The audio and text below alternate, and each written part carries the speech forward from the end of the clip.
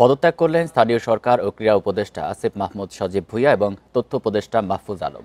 ত্রয়োদশ জাতীয় সংসদ নির্বাচনে অংশ নেবেন তারা।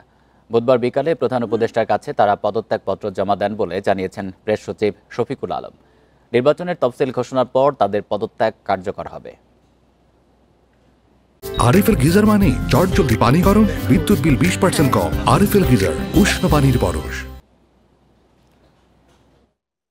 তফসিল ঘোষণার আগেই পদত্যাগ করলেন বৈষম্য বিরোধী ছাত্র আন্দোলনের নেতা থেকে উপদেষ্টার দায়িত্বে যাওয়া আসিফ মাহমুদ সজীব ভুঁইয়া এবং মাহফুজ আলম। ত্রয়োদশ জাতীয় সংসদ নির্বাচনে প্রতিদ্বন্দ্বিতা করবেন তারা। বুধবার বিকেল 5টায় তারা প্রধান উপদেষ্টার কাছে পদত্যাগপত্র জমা দেন বলে জানিয়েছেন প্রেস সচিব শফিকুল আলম। প্রধান উপদেষ্টার বাসভবন যমুনায় সংবাদ সম্মেলনে তিনি জানান, তফসিল ঘোষণার সাথে সাথেই তাদের পদত্যাগ কার্যকর হবে। তাই বৃহস্পতিবার উপদেষ্টা পরিষদের বৈঠকে থাকবেন তারা। তাদের এই যে পদত্যাগপত্র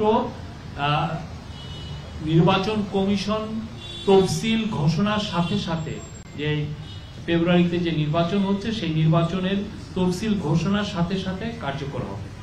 এর আগে সচিবালয় উপদেষ্টা পরিষদ থেকে পদত্যাগ ও নির্বাচনে অংশগ্রহণ নিয়ে কথা বলেন আসিফ মাহমুদ। কূটনৈতিক পাসপোর্টও জমা দেওয়ার কথাও জানান তিনি।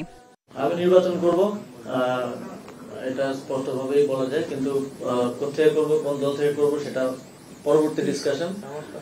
আমরা এখন একটা পর্যায়ে আছি, পরের পর্যায়ে সেটা সবার সামনে আসবে। উপদেষ্টা পরিষদ বৈঠকে আমাকে ডাকা হয়েছে, বাকিটা আমাদের মাননীয় প্রধান উপদেষ্টা আর যে প্রেসিং আছে সেখান থেকে আপনাদেরকে জানাবো।